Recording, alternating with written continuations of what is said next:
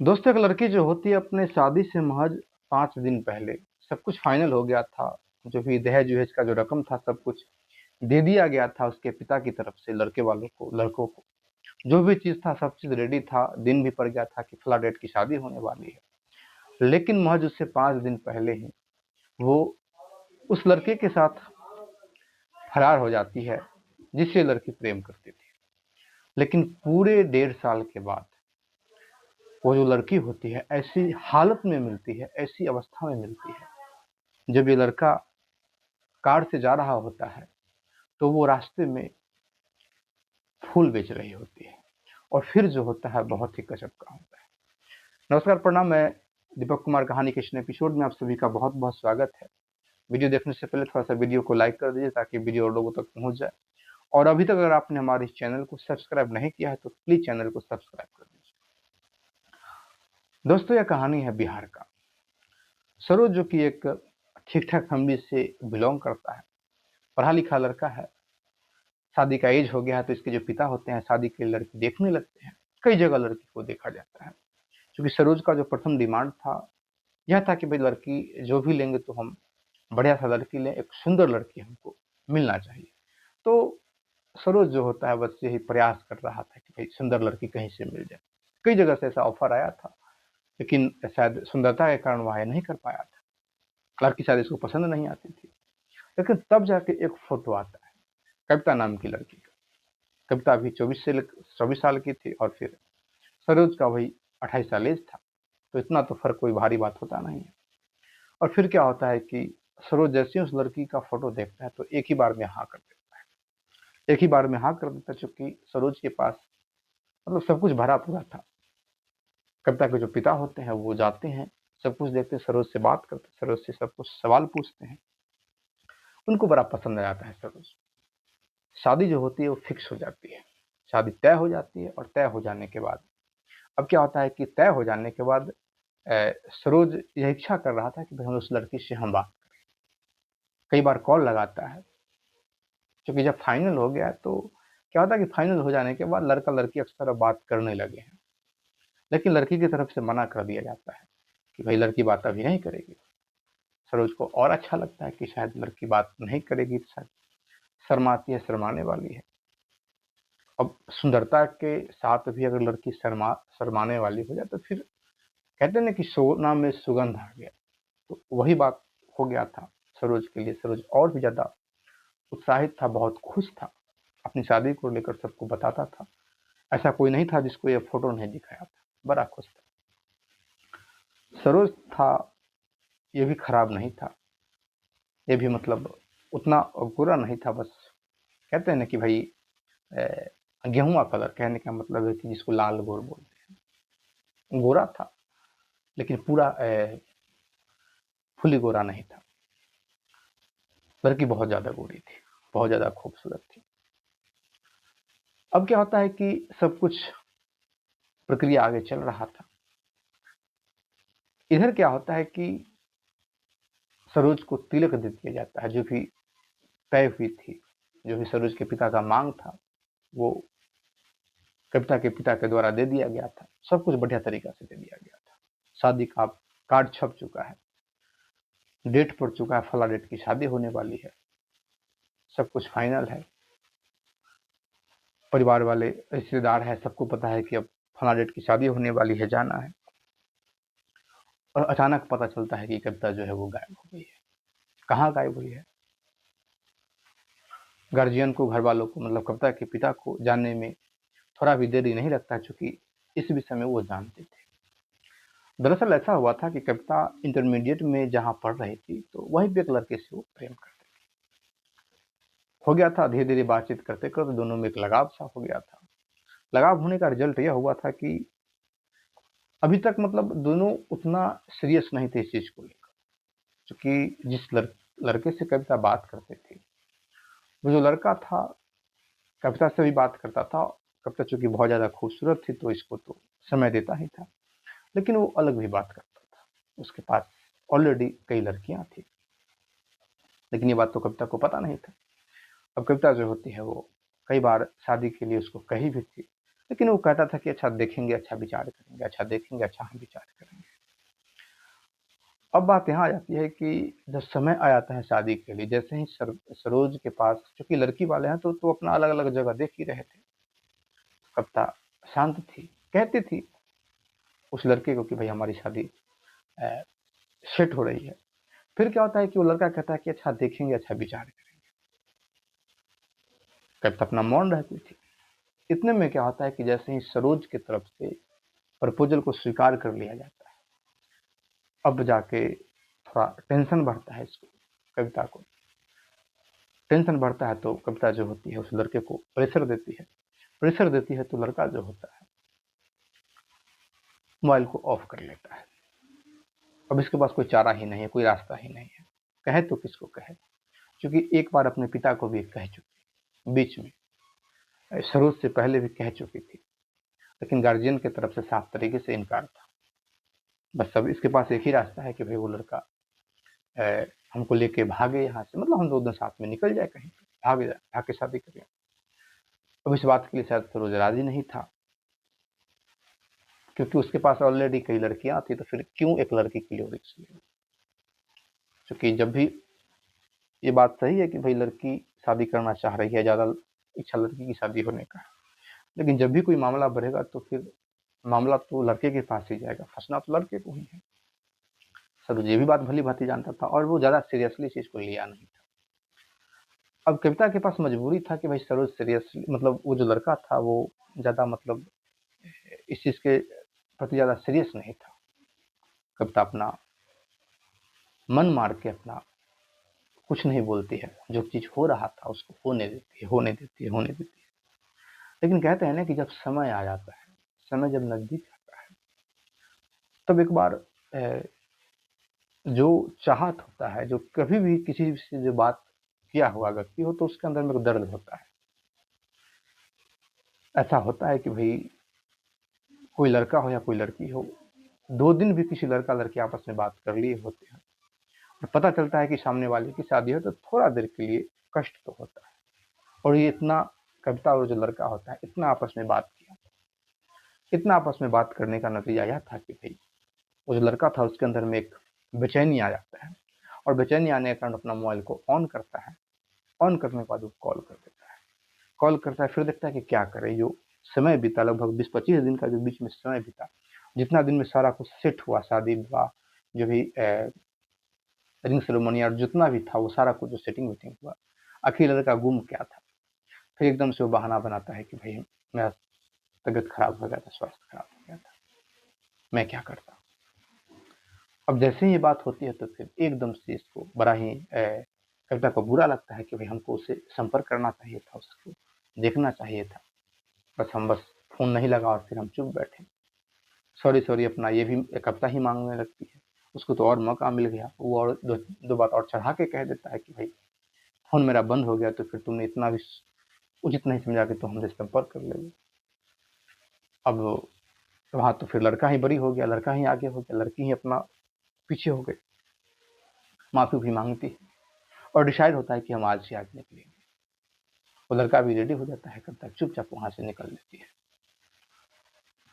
क्योंकि जब शादी नजदीक आता है तो घर वाले भी थोड़ा ध्यान देना कम कर देते हैं, ध्यान देने को थोड़ा फ्री दे देते हैं कि लड़की की तो शादी ही हो रही है। क्योंकि घर वालों को पता था कि भाई जहाँ बात करती है वहां से कोई दिक्कत है नहीं, लड़का नहीं अपना बैक हो गया है, तो फिर गार्जियन को इससे अच्छा कुछ तो चाहिए नहीं था। लेकिन जैसे ही ये लोग निकलते हैं तब सारा कुछ रेडी हो चुका था, शादी का डेट पड़ चुका था, पैसे लड़के वाले भी गहना ले चुके थे चढ़ाने की लड़की को, मतलब सारा कुछ रेडी था। इनके पास कोई और ऑप्शन नहीं बचता है, लड़की तो निकल गई है, क्या हो। फिर क्या होता है कि अब मजबूरी में जो मीडिएटर होता है, क्योंकि शादी विवाह जो होता है बिना मीडिएटर को होता नहीं है, मीडिएटर तुरंत बात को वहां पहुंचा देता है, भाई ऐसा ऐसा बात है। अब जो सरोज है, इतना जो सोचा था, उत्साहित हुआ था, बड़ा उदास हो जाता है। उदास होने का नतीजा यही होता है कि वो एकदम से कहता है कि भाई शादी तो हम इसी डेट में करेंगे, आप लोग को जिससे भी लड़की हो हमको शादी करा दीजिए, और हमको अब बिल्कुल सिंपल लड़की चाहिए। तो इसको लगता है कि भाई शायद किसी भी लड़का को लगेगा कि शायद हमारा जो रंग है शायद इसी के कारण उसने ऐसा किया, या कोई भी और कारण होता। लड़का को लग रहा था कि लड़की ज़्यादा सुंदर थी, इसलिए उसने ऐसा कर दिया। और फिर क्या होता है कि सरोज जो होता है एक सिंपल लड़की से शादी कर लेता है, उसी डेट में करता है शादी, सिंपल लड़की से, बिल्कुल सिंपल लड़की से। यह सोच के कि इतना सिंपल लड़की से हमको शादी करना है कि जो हमको मान और सम्मान सब दे। वो लड़की पढ़ी लिखी नहीं थी, बिल्कुल अनपढ़ लड़की थी, लेकिन अनपढ़ थी लेकिन समझदार थी। पढ़ाई अलग चीज है, समझदारी अलग चीज है। शादी हो जाती है, सब कुछ अपना नॉर्मल चल रहा होता है। सरोज जो होता है शादी का जब 1 साल बीतता है तो अपना बिजनेस पकड़ लेता है, अपना काम धंधा जो सरोज था वो करने लगता है। ठीक ठाक सब कुछ चल रहा था, चूंकि पिता के पास भी अपना बिजनेस था, अपना भी नया बिजनेस स्टार्टअप करता है। शादी हो गई और एक दिन की बात है जब ये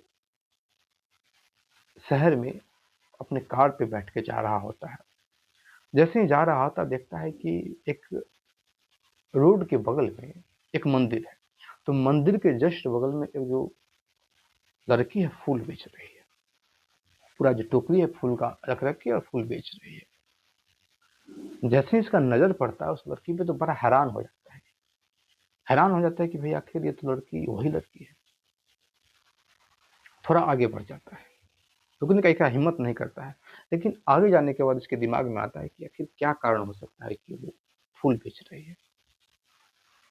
मन में एक इच्छा जगता है। फिर क्या होता है कि वो एकदम से कार को आगे लगाता है।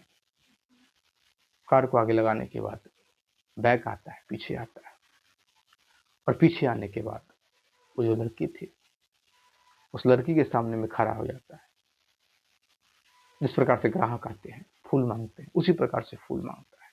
शायद 20 रुपए का एक छोटा सा एक दोना में फूल भर के वो देती थी, मतलब पत्तल का जो होता है पत्ता का ही दोना था, उसी में वो फूल भर के दे रही थी। फूल वो आगे बढ़ाती है, जैसे ही हाथ में लेता है कि लड़की के हाथ से फूल गिर जाता है, उसका हाथ कपने लगता है और आंख से आंसू गिरने लगता है, सर को नीचे कर लेती है। अब सरोज जो था, सरोज थोड़ा देर चुप रहता है, उसकी तरफ देखता है, लेकिन जब सर को ऊपर नहीं उठा रही होती है तो फिर एकदम से कहता है कि भाई हमको समझ में आना नहीं आ रहा है कि भाई तुम्हारे साथ क्या हुआ, कोई अनहोनी घटना घटी, क्या हो गया, ऐसे क्या भी पता गई, क्या बात हो गई। फिर जो होता है कि वो रोने लगती है, बहुत फपक फपक के रोने लगती है। जैसे वो रोती है तो फिर एकदम से सरोज जो होता है उसके कंधे पे हाथ देता है। जैसे ही कंधे पे हाथ देता है कि एकदम से वो बैठ जाती है, उस प्रकार से बैठती है जैसे कि इसका पैर पकड़ लिया। पैर पकड़ती है लेकिन नीचे बढ़ जाती है, जमीन को पकड़ के रोने लगती है। फिर क्या होता है कि ये कहता है कि अच्छा कोई बात नहीं, आओ मेरे साथ। हाथ सर जो होता है बढ़ाता है, कविता का हाथ पकड़ता है और फिर ले जाता है, अपनी गाड़ी की तरफ ले जाता है। क्योंकि कविता को पहले पता था कि जिस लड़के से हमारी शादी हो रही है वो अच्छा खासा परिवार है, ठीक ठाक परिवार है, उसके पास पहले से भी 4 चक्का और सब कुछ है, धनी मनी परिवार है। और जिस लड़के को लेकर हम निकले हैं वो भी कोई खराब परिवार नहीं, वो भी अच्छा खासा परिवार का लड़का है, लेकिन उससे ज्यादा सरोज का परिवार था। लेकिन इतना बुरा स्थिति आ जाएगा ये बात ना सरोज को उम्मीद था ना कविता सोचती थी। कविता को भी पता नहीं था कि ऐसा हमको स्थिति आ जाएगा, ये दिन हमको देखना पड़ेगा। फिर क्या होता है कि कविता जो होती है वो कार में जाती है, बैठती है। सरोज पूछने लगता है कि आखिर क्या बात हुई, पूरी बात हमको बताओ। फिर चूंकि हम सरोज कहता है कि हम पूरी बात हम जानते ही नहीं है कि आखिर क्या घटना घटी। फिर शुरू से एक बात बताती है, पूरी खुल के बताती है कि ऐसा ऐसा बात है, ऐसा ऐसा बात हो। हमने भागने का निर्णय ले लिया, पहले उसने बैक हो गया, फिर शादी का जब नजदीक आया तो फिर उसने हाँ कह दिया। ऐसा ऐसा बात उसने कह दिया कि भाई मेरा तबीयत खराब हो गया था, थोड़ा और इमोशनल हो गया, फिर हम ये कदम उठा लिए। कदम उठाने के बाद वो हमको लेकर दिल्ली चला गया, और दिल्ली जाने के बाद 7-8 दिन तक हम लोग साथ में रहे, और पता नहीं वो हमको छोड़ के वहां से निकल गया। कहा कि मैं 2-3 घंटे में आ रहा हूँ, तुम यहीं पे रहना। जैसे ही वो निकला, मुझे पता नहीं ऐसा क्यों हुआ कि मुझे डर सा लग गया, मुझे शक सा हो गया। और मुझे जैसे ही शक हुआ, शक होने के बाद तुरंत हम वहां से निकल गए बाहर और देखने लगे कि यहाँ क्या क्या घटना घटती है। फिर हमने देखा कि वहां थोड़ी देर बाद 2 गाड़ी रुकती है, उसमें से 4-5 लोग अंदर जाते हैं। अंदर जाते हैं, अंदर से फिर बाहर की ओर निकलते हैं, ढूंढते हैं, कॉल करते हैं। जैसे ही कॉल करते हैं तो तुरंत पीछे से लड़का जो होता है वो पहुंचता है, और पहुंचने के बाद अपना फोन को बंद कर लेती है। फिर इसका पूरा जो माजरा था वो समझ में आ जाता है।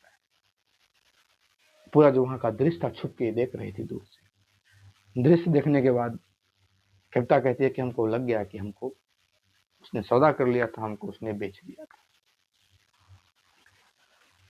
अब क्या होता है कि हम देखे भाई हम करें तो क्या करें। फिर मैंने एक कंपनी में काम काम पकड़ा। कंपनी में मैं काम करने लगी, और कंपनी में भी लोग जो थे वो मेरे काम पर कम ध्यान दे रहे थे, फिर मेरे शरीर के ऊपर ज़्यादा ध्यान दे रहे थे। और फिर हमने वहाँ भी जगह छोड़ दिया। फिर देखा भाई हम कहाँ जाएं। फिर देखते हैं कि भाई पटना ही चले जाते हैं। घर आने की उम्मीद नहीं थी। मैं इसलिए पटना आई ताकि कोई अगर हमको देखता है अपने तरफ, क्योंकि हमको अब ये इतना हिम्मत नहीं है कि मैं अपने घर मन से अपने घर चला जाऊँ। लेकिन अगर कोई देखता है, अगर घर पर मैसेज पहुंचाता है और वो लोग हमको रिसीव करने आते हैं, और इसी उम्मीद से हम यहाँ आए अपने पटना में। हम फूल बेच रहे हैं ताकि कोई तो देखेगा, और शायद आपने देख लिया। चलिए, आपका क्या स्थिति है, क्या हुआ, आपने कैसे उस समय को पार किया।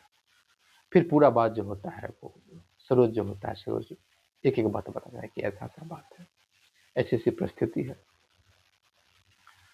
हमने शादी कर लिया, सब कुछ ठीक ठाक है, अब शायद बच्चे भी होने वाले हैं। और फिर क्या होता है कि पूरी जो बात होती है, दोनों साथ में बैठते हैं, खाना पीना खाते हैं।